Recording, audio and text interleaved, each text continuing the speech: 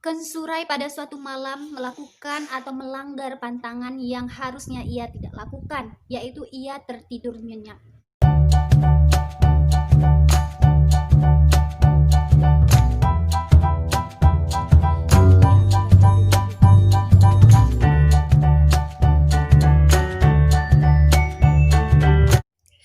Assalamualaikum sahabat Lila semuanya.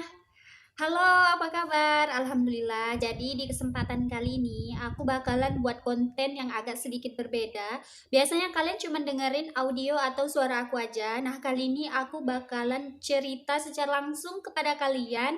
Cerita ini diambil dari beberapa daerah Kalimantan Barat yang berada di pedalaman maupun di dekat-dekat kota Pontianak. Jadi, alasan aku membuat konten ini yaitu aku ingin memberitahukan atau aku ingin mengekspos bahwa kalau di daerah Kalimantan Barat ini memiliki legenda-legenda yang menarik dan unik yang wajib kalian tahu. Mengutip dari kata-kata Bung Karno, yaitu jas merah, jangan sekali-kali meninggalkan sejarah.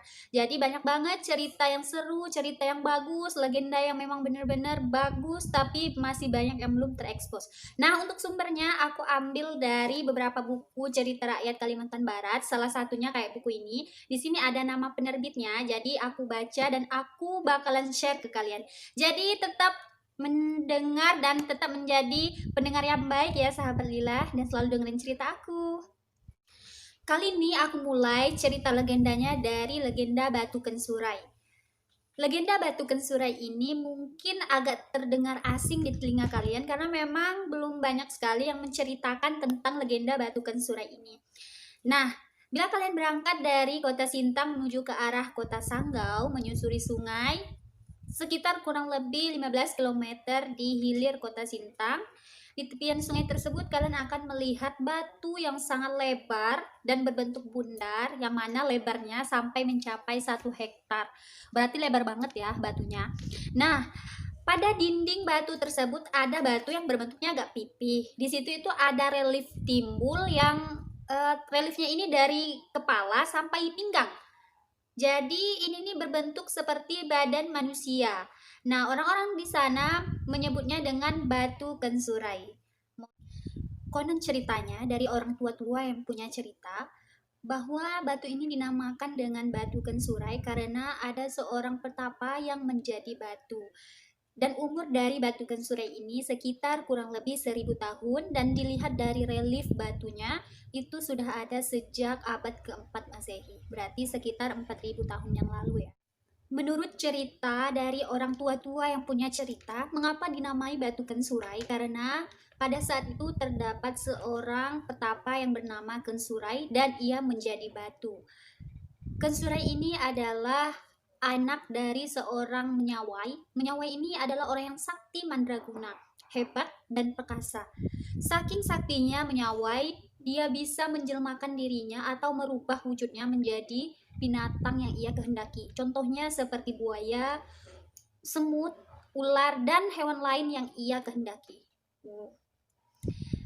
Selain itu, menyawai ini tidak akan terima apabila ada orang lain yang bisa menandingi kesaktiannya. Sehingga apabila ada orang yang lebih sakti dari menyawai, dia akan menyaingi dan membunuhnya karena dia tidak mau ada orang yang menandingi kesaktiannya. Menyawai ini memiliki ilmu kebal. Jadi tadi selain dia itu bisa merubah dirinya menjadi hewan yang dia kehendaki, dia juga memiliki ilmu kebal yang mana dia tidak akan mempan apabila ada orang yang ingin melukai menggunakan senjata tajam seperti mandau, terus golok, pisau, dan senjata lain lah pokoknya ya. Karena kalau ilmu kebal itu kan dia nggak bakalan kenapa-napa walaupun ada orang yang ingin menyerang. Nah, Alkisah, menurut orang tua-tua yang punya cerita, selain menyawai ada juga orang lain yang memiliki kesaktian pada saat itu. Mereka ini adalah 7 orang wanita yang masyarakat menyebutnya sebagai Gemiluh 7. Gemiluh 7 ini digambarkan dengan mereka ini adalah gadis yang sangat cantik, berambut panjang sampai ke tumit, berkulit halus, dan mereka ini pokoknya ya gitulah, cantik lah pokoknya.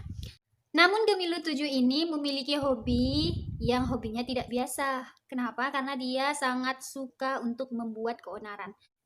Gemilu 7 ini tinggal di Gunung Uncak. Dan Gemilu 7 mendengar bahwa ada seorang laki-laki yang sangat perkasa yang susah untuk dikalahkan. Sehingga berbuatlah dia itu keonaran, yaitu mengeringkan sungai Kapuas dan sungai Melawi. Gimana caranya coba? Jadi pada saat itu mereka membuat ulah dengan mengeringkan sungai Kapuas, dan si menyawa ini pantas saja langsung merasa terganggu dan mencari tahu penyebab dari keringnya sungai Melawi dan sungai Kapuas. Alkisah, Menyawai mengetahui siapa yang menjadi penyebab dari keringnya sungai Melawi dan sungai Kapuas, sehingga Menyawai langsung menghampiri kediaman dari Gemilu 7 di Gunung Uncak dan ingin menyerang mereka. Peperangan pun terjadi, peperangan sengit antara Gemilu 7 dan Menyawai. Namun Menyawai ini tetap tidak bisa dilukai. Kenapa? Karena Menyawai ini memiliki ilmu kebal. Peperangan terjadi selama 7 hari 7 malam. Macam pesta, tapi lama banget. Gemilu 7 sengaja tidak dimusnahkan oleh Menyawai karena Menyawai tertarik dengan kecantikan Gemilu 7, sehingga Gemilu 7 ini hendak dijadikannya sebagai istri. Karena Gemilu 7 ini tidak bisa menaklukkan Menyawai, mereka melarikan diri ke Gunung Liang-Liang. Kalau sekarang gunung tersebut berada di daerah Kalimantan Tengah. Di daerah pegunungan tersebut atau di Gunung Liang-Liang tadi, Gemilu 7 bertemu dengan seekor ular yang sangat besar, yang mana ular ini bukan sembarang ular, tetapi ular ini adalah jelmaan dari seorang dewata yang dikutuk karena durhaka terhadap orang tuanya. Karena ular ini adalah ular jelmaan, jadi mereka bisa berkomunikasi selayaknya seperti manusia. Dan ular ini mengerti akan bahasa dari Gemilu 7. Nah, ular ini memiliki kesaktian, yaitu bisa membongkar rahasia seseorang walaupun orang tersebut berada di kejauhan dari tempat ular itu. Lalu ular itu membongkar rahasia kelemahan dari Menyawai. Betapalah senangnya Gemilu 7. Mereka mengetahui kelemahan Menyawai, yaitu berada di bawah telapak kaki kirinya. Bagaimana caranya? Menurut tutur dari ular besar tersebut, Menyawai akan menjadi lemah apabila mereka menusukkan jarum dari emas ke telapak kaki kirinya. Lalu mereka pun menyusun rencana untuk mengalahkan Menyawai. Mereka bersepakat bagaimana kalau mereka kembali lagi ke Gunung Uncak. Sesuai dengan kesepakatan, mereka pulanglah ke Gunung Uncak tempat mereka tinggal. Dan mereka menyusun rencana untuk berpura-pura menyerah dan ingin berdamai kepada Menyawai. Mereka menyediakan 7 batang jarum yang terbuat dari emas. Padahal 1 jarum saja sudah cukup untuk menaklukkan si Menyawai. Tetapi karena mereka tidak ingin rencananya gagal, mereka mengantisipasi dan berjaga-jaga agar rencananya itu berhasil. Sehingga mereka membuatlah 7 jarum emas untuk mereka jadikan senjata mengalahkan si Menyawai. Alkisah, datanglah Gemilu 7 kepada Menyawai di daerah kekuasaannya. Terkejutlah si Menyawai. Beraninya kamu datang ke sini. Apakah masih tidak takut? Kayak gitu kan pertanyaan dari si Menyawai. Gemilu 7 mengatakan bahwa mereka ingin berdamai dan menyerah kepada Menyawai. Sehingga Gemilu 7 tinggal di daerah kekuasaan Menyawai. Sangat senang hati si Menyawai. Sampai pada suatu saat si Gemilu 7 ini mencari waktu yang tepat, mencari saat yang lengah bagi si Menyawai agar bisa melaksanakan rencananya. Pada suatu malam, saking senangnya Menyawai, saking bahagianya Menyawai, dia banyak sekali minum arak sehingga ia sangat mabuk dan tidak sadarkan diri. Pada saat itulah Gemilu 7 melakukan aksinya. Gemilu 7 menusukkan jarum yang terbuat dari emas di telapak kaki kirinya, sedangkan yang satu di antara mereka memenggal kepala Menyawai menggunakan mandau. Dan yang lainnya lagi, mereka berjaga-jaga agar tidak ada yang membatalkan rencananya. Cengkraman maut pun tidak dapat terhindarkan oleh Menyawai, termasuk dengan istrinya. Hanya saja anak dari si Menyawai ini bisa meloloskan diri, yaitu bernama Gensurai. Kensurai ini melarikan diri ke hutan belantara dan ia merakit sebuah perahu dari kayu meranti. Karena berhari-hari, berbulan-bulan dia itu menyusuri sungai, dia merasa kelaparan. Sehingga dia hanya mengikuti arah arus sungai dan tidak lagi berdaya untuk mengayuh sampannya. Dan pada suatu ketika, perahu yang ia buat tersangkut di dekat-dekat batu dan batu itu terlihat seperti mulut gua. Di situ ada kepiting yang berjalan di batunya. Lalu ia menangkap dan membakar serta memakan kepiting tersebut sehingga bertenaga kembali si Kensurai. Pada suatu malam, dia bertemu dengan seekor buaya putih yang sangat besar. Buaya putih ini saling bertatapan dengan si Kensurai. Kensurai merasa ketakutan, tetapi buaya putih tersebut bisa berbicara kepada Kensurai. Buaya putih ini sudah mengetahui nasib dari Kensurai. Ia mengetahui bahwa ia lari dari Gemiluh 7 dan mengatakan bahwa Gemiluh 7 ini bukanlah tandingan dari Kensurai. Sehingga Kensurai meminta kesaktian terhadap si buaya putih tersebut. Buaya putih tersebut tidak lantas memberikan kesaktian kepada Kensurai, melainkan ia juga harus memiliki atau melewati usaha agar ia bisa mendapatkan kesaktian. Caranya adalah Kensurai harus bertapa di atas batu di tepian sungai dan ia tidak boleh tertidur nyenyak.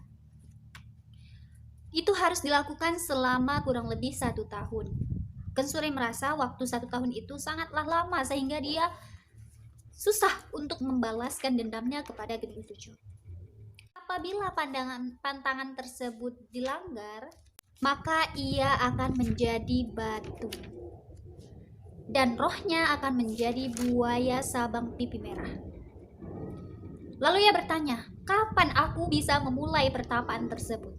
Buaya putih besar tersebut mengatakan semakin cepat semakin baik. Secepatnya lah Kensurai melakukan pertapaan. Berbulan-bulan ia melakukan pertapaan di atas batu di tepian sungai. Berbagai rintangan, berbagai cobaan ia lewati di beberapa bulan pertama. Karena di beberapa bulan pertama, ia memiliki cobaan seperti seluruh badannya dikerumuni semut merah sampai masuk ke telinganya.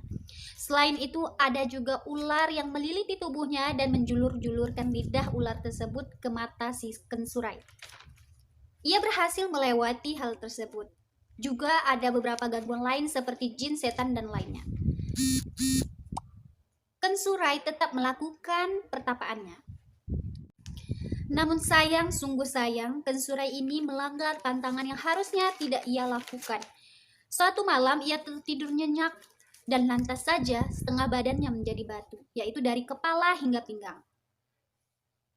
Konon cerita orang tua-tua yang punya cerita, kelak ketika dunia akan berakhir, Kensurai akan bangkit kembali.